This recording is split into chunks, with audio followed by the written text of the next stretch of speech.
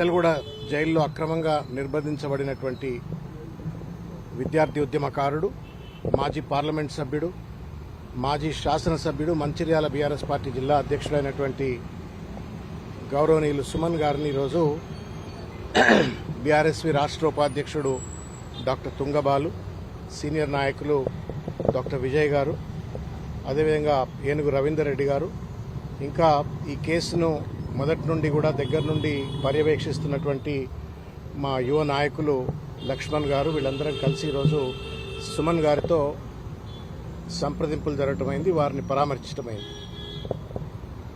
సుమన్ మరో యుద్ధానికి తయారైనట్టుగా ఒక స్ఫూర్తితోటి ఇది అక్రమ కేసు అని తెలిసినప్పటికీ, అక్రమ నిర్బంధం అని తెలిసినప్పటికీ, నానా రకాలైన ఇబ్బందులకు గురి చేసి ఆఖరికి అతన్ని ఛార్జ్షీట్లో, ఎఫ్ఐఆర్లో మర్డరర్ అని చెప్పని అడ్డమైనటువంటి చట్టాలు పెట్టి అతన్ని జైల్లో పెట్టాలని ఒక ప్రయత్నం చేసినప్పటికీ కూడా ఏమాత్రం ధైర్యం కోల్పోకుండా మరో ప్రజాస్వామిక యుద్ధం కోసం, ప్రజల పక్షాన పోరాటం కోసం నేను సిద్ధం అన్నట్టుగా ఒక మానసిక సంతులతోటి, చాలా ఒక ఎనర్జీతోటి సుమన్ గారు ఇంటరాక్ట్ అయినారు మాతోటి. ఒకటి మాత్రం వాస్తవం, ఇవాళ రేవంత్ రెడ్డి అనేటువంటి ఒక వ్యక్తి ఇవాళ ముఖ్యమంత్రిగా కొనసాగుతూ ఆ ముఖ్యమంత్రి కుర్చీకి అగౌరవాన్ని ఆపాదిస్తూ ఇష్టం వచ్చినట్టు ఏది మాట్లాడినా ఏ కేసులు లేవు. కానీ ఒక దళిత బిడ్డ అయినటువంటి వాడు దాదాపు 100 లాఠీ దెబ్బలు తిని 100 కేసులు ఎదుర్కొంటూ తెలంగాణ ఉద్యమంలో కేసీఆర్ సైనికుడిగా పనిచేసి తెలంగాణ రాష్ట్ర సాధనకు తోడ్పడ్డటువంటి ఒక సుమన్ మీదనేమో అడ్డమైన కేసులు పెట్టినారు. ఇది ఎక్కడ న్యాయం అని చెప్పని వాళ్ళ పోలీసులను, ప్రభుత్వాన్ని మేము ప్రశ్నిస్తా ఉన్నాం. ఒక దళిత బిడ్డ సింగరేణి కాలనీస్లో జరుగుతున్నటువంటి అన్యాయాలు, అక్రమాలు, అక్కడ జరుగుతున్నటువంటి అవినీతికి వ్యతిరేకంగా గళమెత్తి ఒక మాట ఏదో అంటే అది పెద్ద నేరమైనట్టుగా తనని తీసుకొచ్చి జైల్లో బంధించినారు. ఏ చట్టం ప్రకారం అయితే సుమన్ నేరస్తుడు అని చెప్పని జైల్లో పెట్టినారో మరి అదే చట్టం రేవంత్ రెడ్డి గారికి ఎందుకు వర్తించదు? లాగుల తొండలేస్తా అంటే రజాకార్ల భాష, పొట్ట చీల్చి పేగులు మెడలకేసుకు తిరుగుతా అంటే రౌడీ భాష, క్రిమినల్ భాష. అది తొక్కుతా అంటే క్రిమినల్ భాష. రాళ్లతో కొట్టండి అని చెప్పని కార్యకర్తలను ప్రేరేపిస్తే అది క్రిమినల్ భాష. ఏది పడితే అది, ఎవరిని పడితే అది ముఖ్యమంత్రి కుర్చీలో కూర్చొని ఏది మాట్లాడినా అదేమో ప్రామాణికమైన భాష. సింగరేణి కాలనీస్ లో 1000 కోట్ల కుంభకోణాలు జరుగుతున్నాయి, అక్కడ ఉన్నటువంటి కార్మికులకు అనేక రకాలైన కష్టాలు, నష్టాలు ఉన్నాయని చెప్పని సింగరేణి కాలనీస్ ను కాపాడుకోవాలనే ఉద్దేశంతో తను ఒక మాట అంటే అది మొత్తం నేరమైనట్టుగా తను జైల్లో పెట్టినారు. తెలంగాణ సమాజం ఆలోచించుకోవాల్సిన అవసరం ఉంది. ఒకవేళ సుమన్ గారు మాట్లాడింది తప్పే అయినట్టయితే రేవంత్ రెడ్డి మాట్లాడింది ఎందుకు తప్పు కాదు, ఆయన పైన ఎందుకు ఎఫ్ఐఆర్ చేయరు? ఇదే మేమే అనేక సందర్భాలలో జూబ్లీహిల్స్ పోలీస్ స్టేషన్లో, ఫిలిం నగర్ పోలీస్ స్టేషన్లో, పంజగుట్ట పోలీస్ స్టేషన్లో, బంజారా హిల్స్ పోలీస్ స్టేషన్లో, ఇదే హైదరాబాద్ పరిధిలో ఉన్న అనేక పోలీస్ స్టేషన్లలో రేవంత్ రెడ్డి తండ్రి వయసు ఉన్నటువంటి ఒక కేసీఆర్ గారిని చంపండి, కొట్టండి, ఉరిదీయండి, రాళ్లతో కొట్టండి అని చెప్పని ఇష్టం వచ్చినట్టు మాట్లాడినప్పుడు ఇది అప్రజాస్వామికము, అనైతికము, ఇది చట్టానికి విరుద్ధము అని చెప్పని మేము కేసులు పెడితే కనీసం ఎఫ్ఐఆర్లు చేయలేదు ఈ పోలీస్. కనీసం ఎఫ్ఐఆర్ చేయలేదు రేవంత్ రెడ్డి గారి పైన. లేకపోతే ఇవాళ రేవంత్ రెడ్డిని ఆదర్శంగా తీసుకుని మాట్లాడుతున్నటువంటి ఒక ఆయన పేరేం పేరు అనిదురు రెడ్డి గాని, లేకపోతే జగ్గారెడ్డి గారు గాని, మైనంపల్లి హనుమంతరావు గారు గాని, ఇంకా చాలా మంది రేవంత్ రెడ్డి ఆదర్శ పురుషుడు అన్నట్టుగా ఇష్టం వచ్చినట్లుగా బూతులు మాట్లాడుతూ బెదిరింపులకు ఫత్వాలు జారీ చేస్తేనేమో వాళ్ల పైన కేసులు లేవు. అంటే ప్రత్యేకమైన చట్టం రేవంత్ రెడ్డి గారికి, కాంగ్రెస్ పార్టీకి ఏమైనా అమలవుతుందా తెలంగాణలో? ఒక దళిత బిడ్డ, ఒక విద్యార్థి నాయకుడు, తెలంగాణ ఉద్యమంలో దాదాపు 300 కేసులు ఎదుర్కొన్నటువంటి ఒక సుమన్ కేమో ఒక చట్టం వర్తిస్తుంది. కానీ రేవంత్ రెడ్డి ఎన్ని మాట్లాడినా, నిన్నటికి నిన్న హిట్లర్ అని చెప్పని ఏం మాట్లాడిండో తెలంగాణ సమాజం చూసింది. ఇది ఏం న్యాయమో, ఏం రాజ్యం ఇది? ఇదే నా ప్రజాపాలన అంటే? భారత రాజ్యాంగం తెలంగాణలో అమలు కాదా? కేవలం ప్రతిపక్షం పైన కేసులు పెట్టడం కోసమే భారత న్యాయ సంహిత పనిచేస్తుందా? ఇష్టం వచ్చినట్టు వాళ్ళ చట్టాన్ని చుట్టంగా మార్చుకుని వాళ్ళ బీఆర్ఎస్ పార్టీ కార్యకర్తల పైన, సామాజిక మాధ్యమకారుల పైన ఇష్టం వచ్చినట్టు కేసులు పెట్టే రేవంత్ రెడ్డి ప్రకృతి ధర్మానికి విరుద్ధంగా పోతా ఉన్నాను, రాజధర్మానికి విరుద్ధంగా పోతా ఉన్నాను. ఇవాళ నిన్ను ప్రశ్నించడమే నేరం అయితే మరి నువ్వు బూతులు తిడితే నేరం ఎందుకు కాదు రేవంత్ రెడ్డి? నీ మాటలు తప్పు అని చెప్పానంటేనే నేరం అయితే నువ్వు ఇష్టం వచ్చినట్టు మనుషులను చంపండి, కొట్టండి అని చెప్పని, ఉరిదీయండి అని చెప్పని, రాళ్లతో కొట్టండి అంటే నేరం కాదా రేవంత్ రెడ్డి? మేము పోలీసు వాళ్ళకు కూడా విజ్ఞప్తి చేస్తా ఉన్నాం. Everyday is not a Sunday. రేపు 2 ఏళ్ళు అయితే మళ్ళీ బీఆర్ఎస్ పార్టీ అధికారంలోకి వస్తుంది. ఇష్టం వచ్చినట్టు కేసులు పెట్టి వాళ్ళ సుమన్ను జైల్లో పెట్టినాం కదా అని చెప్పని sadistic pleasure Revanth Reddy and company, లేకపోతే ఆయనకు కొమ్ముగాస్తున్న పోలీసులు అనుకోవచ్చు గాక. కానీ మరో యుద్ధానికి సన్నద్దమవుతున్నట్టుగా సుమన్ మళ్ళా ఒక ఉత్తేజభరితమైనటువంటి ప్రజాస్వామిక విద్యార్థి ఉద్యమాలకు లోపల నుండి తయారవుతున్నాడు. ఎవరు ఆపలేదు. నేను ఇవాళ తెలంగాణ సమాజాన్ని నేను విజ్ఞప్తి చేస్తూ అడుగుతా ఉన్నాను. ఇవాళ ఏం మాట్లాడినాడు సుమన్? సుమన్ మాట్లాడినటువంటి ఒక పరుషమైనటువంటి ఒక పదజాలం గురించే మాట్లాడుతున్నారు తప్ప ఈ ప్రభుత్వానికి సంబంధించిన పెద్దలు, పోలీసులు కూడా దాన్నే ఛార్జ్షీట్లో పొందుపరుస్తూ ఇవాళ అతన్ని నేరస్తుడిగా చిత్రీకరించే ప్రయత్నం చేసిన పోలీసులు ఏ ఉద్దేశంతో సుమన్ మాట్లాడినాడు?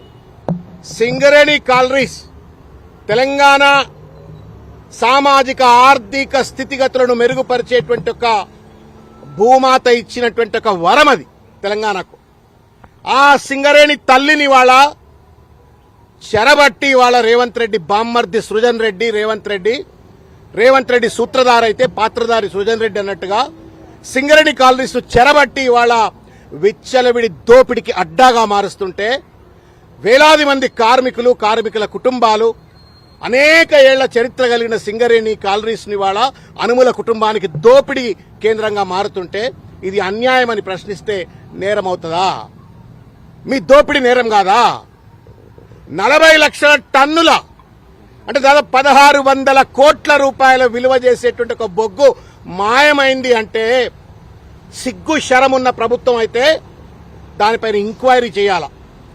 Instead of launching an enquiry on that allegation, ఈ తప్పిని ఎత్తి చూపినటువంటి ఒక సుమన్ని వాళ్ళ జైల్లో పెట్టి వాళ్ళ పాశవిక ఆనందాన్ని వాళ్ళ పొందుతా ఉన్నారు. మేము అడుగుతా ఉన్నాం, ఎవడబ్బా జాగీరు సింగరేణి కాలనీస్? తెలంగాణ ప్రజల ఆస్తి, అది భవిష్యత్ తరాల ఆస్తి. 100 సంవత్సరాలు తెలంగాణ ప్రజల యొక్క ఆస్తిని వాళ్ళ రేవంత్ రెడ్డి దోచుకపోతా ఉంటే 40 లక్షల విలువ చేసేటువంటి ఒక టన్ను బొగ్గు కనబడకపోతే దాన్ని అడిగితే సమాధానం చెప్పకుండా ఒక ప్రెస్ స్టేట్మెంట్ వస్తుంది. కేవలం 40 లక్షలు కాదు, 26 లక్షల టన్నుల బొగ్గు అక్కడనే ఉంది అని చెప్పని ఒక ప్రెస్ స్టేట్మెంట్ వచ్చింది. దాన్ని నిజానిజాలు తెలుసుకోవాలా అని చెప్పని నిజ నిర్ధారణ కోసం మా హరీష్ రావు గారు, మా ఉపనాయకులు శాసనసభలో వారు పోతే 100 మంది పోలీసుల ప్రహారాలో కనీసం ఆ బొగ్గు నిల్వలను చూడకుండా ఎందుకు దాటవేత ధోరణికి పాల్పడ్డావు రేవంత్ రెడ్డి? సమాధానం చెప్పు. ఇది ఒక్కటే కాదు, ఇవాళ 9 బ్లాక్ బొగ్గుగా ఏదైతే ఉందో అది ఆరోపణ రాగానే రద్దు చేసినావు. మరి విచారణ ఎందుకు చేయించట్లేవు రేవంత్ రెడ్డి? మొత్తానికి ఇవాళ సింగరేణి కాలనీస్ దాదాపు 5-6 జిల్లాలకు వరదాయనైనటువంటి ఒక సింగరేణి కాలనీస్ ఇవాళ అదానికి కట్టబెట్టాలని చెప్పని రేవంత్ రెడ్డి కుట్ర చేస్తా ఉన్నాడు. స్వంత బామ్మర్ది ద్వారా విచ్చలవిడి దోపిడికి పాల్పడతా ఉన్నాడు. ఈ ఆరోపణలు చేస్తే దానికి సమాధానం చెప్పకుండా ఒక పరుషమైన పదాన్ని పట్టుకుని వాళ్ళ తను జైల్లో పెట్టినారు.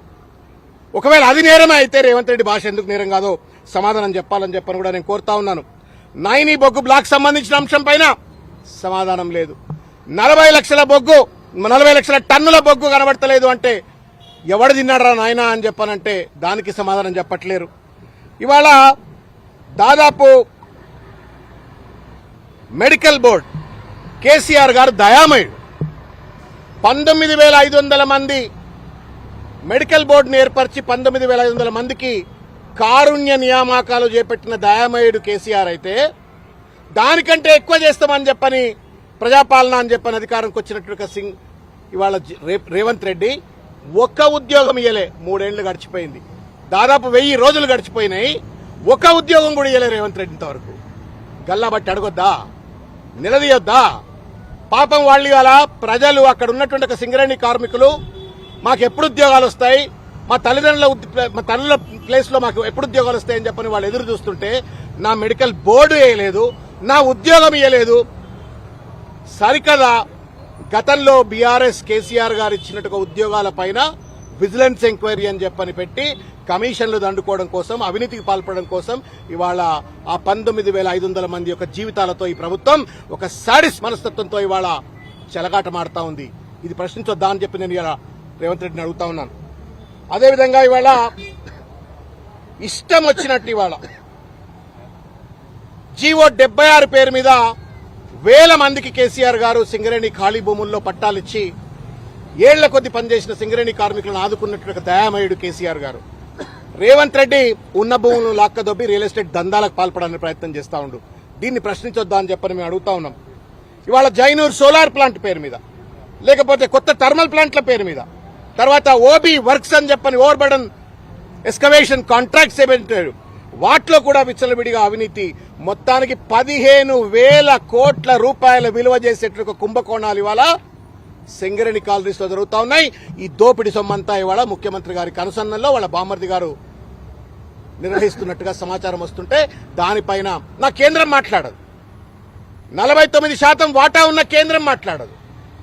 51% ఉన్నటువంటి ఒక తెలంగాణ ప్రభుత్వం ఒక దోపిడీదారుగా మారిపోయి విచ్చలవిడి దోపిడీకి పాల్పడుతూ ఇవాళ సింగరేణి కాలనీస్ ను ఒక మిల్చింగ్ కౌగా మార్చుకుని ఇవాళ అనుమల కుటుంబం బాగుపడేటువంటి పరిస్థితి కనబడ్డది. ఎవడబ్బజాగిరి సింగరేణి కాలనీస్ ప్రకృతి ఇచ్చిన వరం, దాన్ని రేవంత్ రెడ్డి వాళ్ళ సొమ్ము చేసుకుంటుంటే ఒక బాధ్యత కలిగిన ఒక జిల్లా అధ్యక్షుడిగా, మాజీ శాసనసభ్యుడిగా, పార్లమెంట్ సభ్యుడిగా, ఆ ప్రాంత బిడ్డగా ప్రశ్నిస్తే పరుషమైన పదం ఒకటి ఏదో దొర్లితే దాన్ని పట్టుకొచ్చి వాళ్ళ అతను అడ్డదిడ్డంగా జైల్లో పెట్టి ఇబ్బంది పెట్టేట్టుగా పరిస్థితి చేస్తా ఉన్నారు. డీజిల్లో కుంభకోణం, జిలిటన్ స్టిక్స్ లో కుంభకోణం, మొత్తం కుంభకోణమానంగా సింగరేణిని మార్చినారు. మేము ఒకటే అప్పీల్ చేస్తా ఉన్నాం తెలంగాణ సమాజానికి, సింగరేణి కాలనీస్ తెలంగాణ ప్రజల ఆస్తి, దాన్ని రేవంత్ రెడ్డి సొంత ఆస్తిగా మార్చుకోవడానికి ప్రయత్నం చేస్తా ఉన్నాడు. దాన్ని కాపాడుకునే బాధ్యత కేవలం సుమందో బీఆర్ఎస్ పార్టీతో కాదు, 4 కోట్ల మంది తెలంగాణ ప్రజలు సింగరేణి కాలనీస్ ను కాపాడుకోవాలా. కేంద్రం 49% వాటా ఉన్నప్పటికీ కూడా వాళ్ళు నోరు విప్పకపోతే కూడా వాళ్లను ముల్లుగర్ర పెట్టి పొడవాలా. ఇవాళ రేవంత్ రెడ్డి ప్రభుత్వాన్ని కూడా ముల్లుగర్ర పెట్టి పొడవాలా. ఈ యొక్క ఉద్యమం సింగరేణి కాలనీస్ ను కాపాడుకునేటువంటి ఒక ఉద్యమం సుమన్ను జైల్లో పెట్టి ఆగిపోయింది అనుకోవచ్చు. ఇది ఇప్పటికి ఆగదు. బీఆర్ఎస్ పార్టీ తప్పనిసరిగా ఇంకా బలమైనటువంటి రీతిలో సింగరేణి కాలనీస్ ను కాపాడుకుంటాం. సింగరేణి కాలనీస్ లో ప్రతి కార్మికుడికి న్యాయం జరిగేంత వరకు మా యొక్క ప్రజా పోరాటం ఇట్లనే కొనసాగుతుందని చెప్పని తెలియజేస్తాం.